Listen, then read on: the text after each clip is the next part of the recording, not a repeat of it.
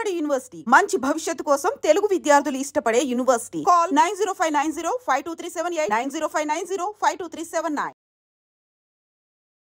చాలా మంది సరెండర్ అయిన వాళ్ళందరూ కూడా సెపరేట్ దందాలు చేసుకుంటూ ఉంటారు. కానీ మీరేంటి ధరణి అనే ఒక సంస్థ పెట్టి మాజీలందరికీ ఒక గ్రూప్గా ఒక సంఘాన్ని తీసుకొచ్చి వాళ్ళ ఆర్థికంగా బాగోవడానికి ఒక కార్యక్రమం చేపట్టారు. దీని వెనక ఏమైనా రాజకీయ కోణం ఉందా? ఉంది. రాజకీయ కోణం అంటే ఏమంటే, నేను పెనుగొండకు వాయిదాలకు పోయాను. పెనుగొండకు వాయిదాలు పోయినప్పుడు నాతో మా పేరూరు ఎక్సైజ్ పోలీస్ పేర్చిన దాంట్లో 70 మంది నిందితులు. 70 మంది నిందితులం అంటే ఆ కేసులో ఉన్న పేరూరు ఎక్సైజ్. పెనుగొండకు అంతా పోయినప్పుడు అక్కడ ఉన్నటువంటి మిలిటెంట్లు నాతో పాటు ఎక్కువ కాలం కలిసి ఉన్న వాళ్ళంతా కూడా, అన్న కేసులేమో మీకే ఉన్నాయి మాకే ఉన్నాయి, మీకేం డివార్డ్ పైన కాసులు వచ్చినాయి, మా పరిస్థితి ఏమన్నా, ఈరోజు పార్టీ లేదు ఏం లేదు, మీరంతా చెప్పి మేము పెట్టిన అన్నం తిని మీరు మా రాజకీయాలు చెప్పేసి మీరేం ఈరోజు భూములు తీసుకుంటున్నారు, అవసైట్లు తీసుకుని మా పరిస్థితి ఏమి అన్నారు. ఎట్లా చేస్తాం చెప్పండి అంటే, ఏదన్నా మా కేసులు లేకుండా ఒకటి చేస్తే చదువు లేవు, దళాలు లేవు, పార్టీ లేదు కదా, కేసులు రాకోకుండా చేయాలి. రే ఎట్లని ఇక్కడ ఉన్నటువంటిది ఇప్పుడు కేసులు లేకుండా చేయాలంటే మిగతా పార్టీల మధ్య ధర్నాలు లేకపోతే నక్సలైట్ల డిమాండ్లు అంటే ఇవి ఉంటుందా? మరి ఏం చేయాలంటే ఇక్కడ ఉన్నటువంటి పోలీస్ ఆఫీసర్లు మీరు సీఎం దగ్గరికి పోండి, మాకేం సమస్య, సీఎం దగ్గరికి ఎట్లా పోవాలి? అప్పుడు ఎస్పీగా పనిచేసినటువంటి స్టీఫెన్ రవీంద్ర సార్ అక్కడ ఉన్నాడు. అంటే నన్ను ఆయన ఈ అనంతపురం జిల్లాలో ఉన్న స్టీఫెన్ రవీంద్ర సార్ అంటే అందరికీ తెలుసు. మొత్తం అధికార పార్టీలోనే కొంతమందిని అందరిని పిలిచి చీల్ చెండాలు ఇచ్చినాడు, బూట్లతో కొట్టినాడు, అంత జగమెరిగిన సత్యం. అందరినీ పిలిపించి నువ్వు ఇట్లా బతుకు ఇట్లా అనేటువంటిది అంతా హెచ్చరికలు చేసినాడు అధికార పార్టీలో ఉండే వాళ్ళని. అట్లా మాజీ నక్సలైట్ల ద్వారా నన్ను పిలిచినాడు. అక్కడ సిఐ ఉండే ఆయన, ఏం సార్ మీరు ఇంట్రాగేషన్ చేయలేదని ఆయన్ని పిలిచినారా అంటే నేను ఎంత వీరుడు ఒప్పుకోవడం చెప్పలేను, కానీ నాకు కూడా భయం అయింది. ఒకసారి ఇంతవరకు పోలీసులు మీకు వార్నింగ్ ఇచ్చారా? పిలిపించవద్దు అదే చెప్తాను. పిలిపిస్తున్నారు, ఎందుకైనా పోతే ఏమో పోసామే అన్నారు. సో ఇట్లా పోయి ఇట్లా చేతులు కట్టుకున్నాను, నేను తప్పదు కదా మరి. ఇట్లా కట్టుకుంటే ఆయన ఇట్లా చూసి ఇట్లా అన్నాడు అంతే. సార్ నేను రాజారాం సార్ మాజీ Naxalite. Oh Rajaram please come come come please down అన్నాడు. వాడిని ఆయన ఇదేంద్ర ఎంత మరి అందరూ అనుకున్నాను. కూర్చోబెట్టి ఏంది నువ్వు బుక్ రాసినావంటా అన్నాడు. అది మళ్ళీ ఏదో మొదలెట్టారా ఎందో ఎత్తుకు సార్ ఎదురగ్గా అని నవ్వులు రాసిన. ఎదురగ్గా ఏంది ఎదురగ్గా అంటే, ఎదురగ్గా అంటే ఏం లేదు సార్, కొండకు అగ్గి పడుతుంది, చిన్నగా ఉన్నవాడైతే ఇసుకతోనో మట్టితోనో లేకపోతే ఏమన్నా కంపతోనో ఇట్లా పచ్చాకతో కొట్టి ఆడతాం. పెద్ద మంట అయినప్పుడు పెనమంట అయినప్పుడు దూరంగా వెళ్ళి మంట పెట్టి సన్నగా అక్కడ పోకోకుండా ఆ యజ్ఞని ఇట్లా కలిపితే కలిసి ఆరిపోతుంది సార్ అంటే. సైంటిఫిక్ ఓకే ఓకే మరి ఏం దీని అర్థం అని ఏమన్నా వదిలే దడ్లేరు అనుకుంటా. అంటే ఏం సార్ దాడికి ప్రతి దాడి అన్నాను, హింసకు ప్రతి హింస అన్నాను.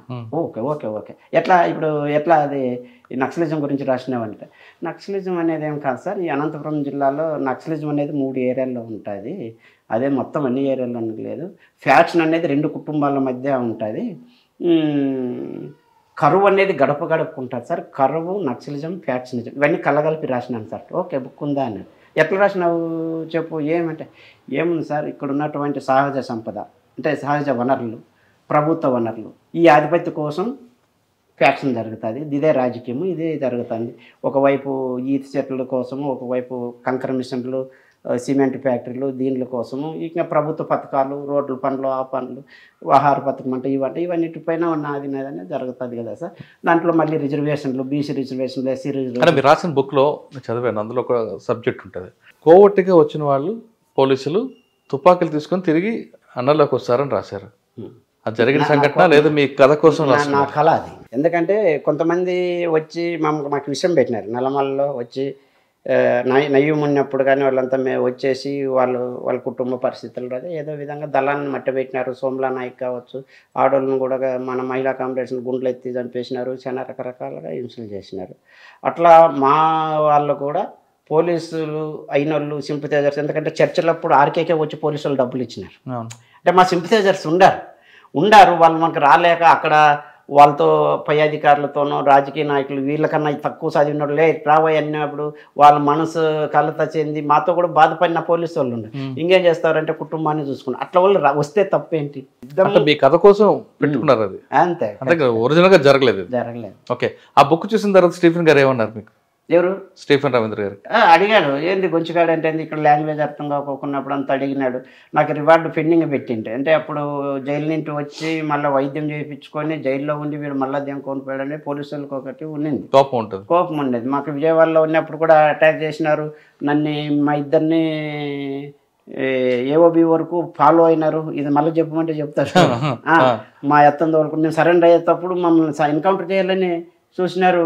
భద్రాచలం కాడ డొంకరాయి కాడ కాపు కాసినారు. మా కండ్లు కనిపిస్తాను, ఇంకా ఎవరైనా దొరుకుతారేమని ఆశపడ్డారు. మేము గమనించినాం, టక్కున ఏరి దగ్గర దిగేసి పార్టీ. సార్ ఏమన్నారు స్టీఫెన్ గారు అయితే? ఏమన్నాడు అంటే ఇక్కడ సాధారణంగా మీరు చెప్తున్నట్లుగా అనంతపూర్లో ఆయన మార్క్ ఉంది, ఫ్యాక్షనిస్టులు పిలవడం, వార్నింగ్, కౌన్సిలింగ్ అని పేరు మీద కంట్రోల్ చేశారు. ఒక ఫ్యాక్షనిస్ట్ ని పిలిచినప్పుడు నా దగ్గరికి వచ్చినాడు ఫ్యాక్షనిస్ట్, వచ్చి అన్నా నీ మాట వింటాడు అంట అంటే ఎవరు చెప్పినారు, అక్కడున్న సీఏ ఎవరో చెప్పినారు, రాజారాం దొలపోయాను అంటే మా మధ్య పరిచయం ఏర్పడిందంట. అంటే ఆయన పొలిటికల్ డిస్కషన్ చేసేవాడు, ఆయన బుక్కులు బాగా చదివేవాడు. ఆ బుక్ చదువుతున్నట్లే నీ దగ్గర ఏమేమి ఉన్నాయి, ఏవేవరంటే సింగమనే నారాయణ రాసిన పుస్తకాలు అన్నీ చెప్పినా. కానీ ఆయన టైంలోనే ధర్మవరంలో చంద్రమౌళి ఎన్కౌంటర్ అవుతుంది. ఆయన టైంలోనే నిజమే, వాస్తవమే. చంద్రమౌళి ఎన్కౌంటర్ ఎక్కడో పట్టుకొని వచ్చి ధర్మవరం దగ్గర చంపేసినారు. దాని గురించి మీకు డిస్కస్ చేశారు ఆయన? డిస్కస్ ఆయనతో నేను చేయలేదు. నేను ఎన్కౌంటర్ జరిగిన తర్వాత మాట్లాడారా మీరు ఆయనతో?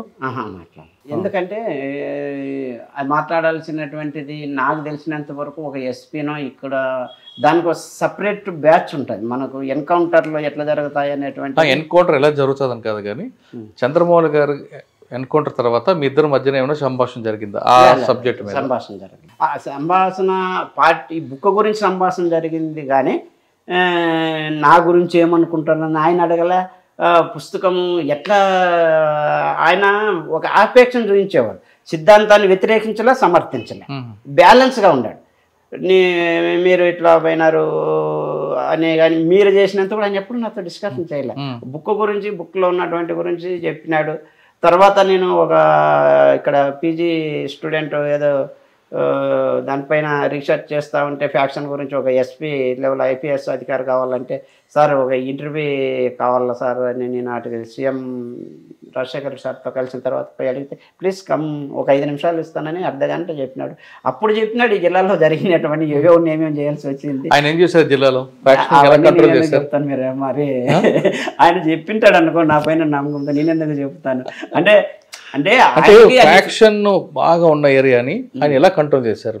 అంటే ఆయన చేసేది ప్రతిదీ చట్టపరంగా చేశాడు. ఆయన లైన్లోనే ఆయన చేసినాడు.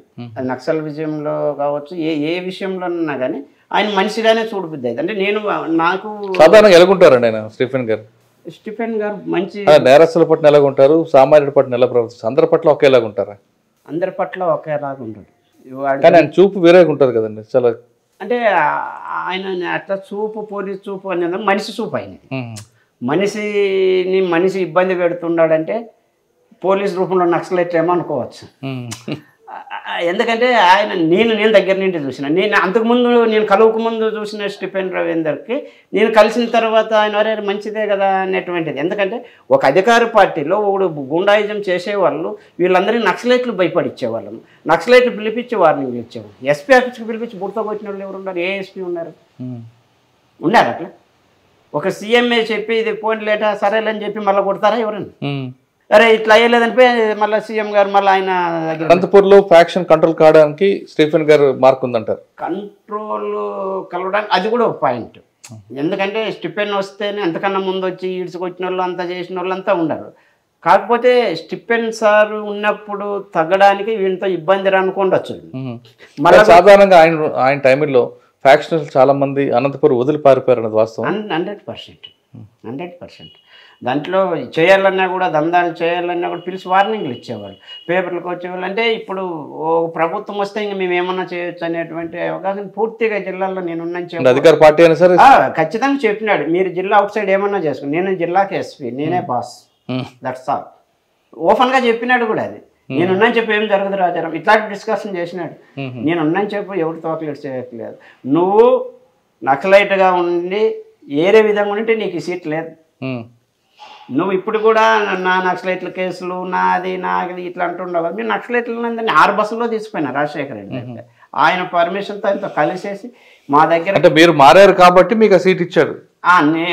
నేను మారాను అంటే మేము అట ఇప్పుడు హైదరాబాద్లోనూ ఇప్పుడు నయం లాంటి వాళ్ళు ఇట్లా చేసుకొని ఈ రోజు కూడా చేయలేదు కదన్నా, మేము కూడా దందాలు ఆ టైప్ లో లేము. ఇప్పుడు ఏ రా అనే దాని నుంచి కూర్చోని ఇప్పుడు నేను ఎస్పీ ఆఫీసులోకి మా వాళ్ళకి ఏమొచ్చినా పోతే నాకు ఒక స్థానం ఉండేది, కూర్చోనేవాడు. ఎవరే కానీ రా అనేవాళ్ళు కాదు. నా పర్సనాలిటీ కాదు, నాది నా వ్యక్తిత్వాన్ని అంతే. ఈ వ్యక్తిత్వాన్ని చూసి ఓహో రాజారాం చైల్లేప్ప అనేటువంటి స్థితికి వచ్చింది. ఈరోజు మేము ఇన్ని అప్పులు చేసుకోవడానికి కారణం ఏముంది? ఈరోజు రాజకీయాల్లో రాజశేఖర రెడ్డిని కలిసిన మాజీ నక్సలైట్ల కోసం. ఈరోజు మనకి ఏది ఆ రోజు నేను 6 బస్సులు తీసుకెళ్ళి మొత్తం అరాచ్మెంట్ ఏరియాలో లేకుండా ఒక కేసు లేకోకుండా విత్డ్రాలు పెట్టేసిన. రవి ఏం చేయాలో మనం అన్నాడు రాజశేఖర రెడ్డి. ఎట్లా ఈ కేసులు ఎట్లా పరిష్కరించాలన్నారు. 350 మంది పోయినాం మేము ఆ రోజు. ఏ రవి ఎవరు? స్టిఫెన్ రవీంద్ర. ఆయన రాజశేఖర రెడ్డి పిలిచి ఫోటోలో ఉంది చూడి, పిలిచి అడిగినాడు. అంటే సార్ ఈ చిన్నవి అయితే విత్డ్రాలు పెట్టు సార్, 307, 300 ఇలాంటివి అయితే మనం ఫాస్ట్ ట్రాక్ కోర్టు ద్వారా త్వరగా అయితే పూర్తి చేయొచ్చు, మరి తొందరగా చేసేది వితిన్ మంత్స్లో అయిపోవాలనేటువంటిది స్పెషల్ టీంను పెట్టించి గ్రామాలకు వచ్చి ఎవరికి ఎన్ని కేసులు ఉన్నాయని నేను ఎస్పీ ఆఫీస్కి పోయి మొత్తం లిస్ట్ అంతా తీసేసి గతంలో నక్సలైట్ ఉద్యమంలో ఎవరికి ఎన్ని కేసులు ఉన్నాయని సీడీలు తీసుకొని గ్రామాల్లో పోయి వాళ్ళందరినీ పిలిపించి డిఎస్పీ స్థాయిలో ఉండే వాళ్ళని తోలుకొచ్చేసి ఒక టీంని ఏర్పాటు చేసి మేము కేసులన్నీ విత్డ్రాలు చేయించినాం. ఎక్కడే కానీ పోలీసులు అరాచ్మెంట్ చేయకూడదు. అంటే మీకు మిమ్మల్ని నమ్ముకొని మీకు మద్దతు ఇచ్చిన అందరూ కూడా బయటపడేశారు కేసులు వచ్చి మొత్తం. ఇప్పుడు వాళ్ళందరూ భూముల కోసం పోరాటం చేస్తున్నారు. భూములు అంటే మేము సార్ అప్పుడు రాజశేఖర రెడ్డి మాకు పునరావాసం కల్పిస్తాను సార్, నేను ఏమన్నానంటే మేము రాజకీయాలు చెప్పినాం, మాకు వాళ్ళు అన్నం పెట్టినారు, మేము సరెండర్ అయినాం, మాకు రివార్డు ఉంది, భూమి ఉంది, హౌస్ సైట్ ఉంది, వీళ్ళు కేసులు తప్ప ఏం లేదు సార్, వీళ్ళు క్వశ్చన్ మాకు చేస్తున్నారు, మేము మీ క్వశ్చన్ చేస్తున్నాం అంటే అందుకు ధరణి ప్రారంభించారా? అందుకు ఆ రోజు వాళ్ళు కార్యకర్తలు మిలిటెంట్లు అడిగిన క్వశ్చన్ కోసం సరే మనం ఆడ ఉద్యమం చేయలేకపోయినాం, మన వ్యక్తిగత విషయాలు ఏదో ఆరోగ్యమా లేకపోతే బలహీనత ఏమన్నా ఉండొచ్చు, మన ఉద్యమంలో అయితే తప్పు, ఈ రోజుకి మేము తప్పు పెట్టు. ఈ రోజు ధైర్యంగా రాజారాం అనే పేరు ఇంత పబ్లిసిటీ ఉందంటే అది నక్సలైట్ ఉద్యమే 100%. నేను ఒక చేతులు ఎత్తి మొక్కాలంటే పీపుల్స్ వారే, నాకు ఏదైనా నమ్మకం ఉందంటే నక్సలైట్ ఉద్యమమే.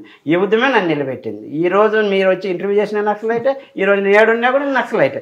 ఈ లైట్ లేకపోతే నేను ట్యూబ్ లైట్ బర్న్ అయిన లైటే కదా, బర్న్ అయిపోయిన లైట్ అయినా ఈ వెలుగు అనేటువంటిది ఈ రోజు నేను ఒకవేళ బాగా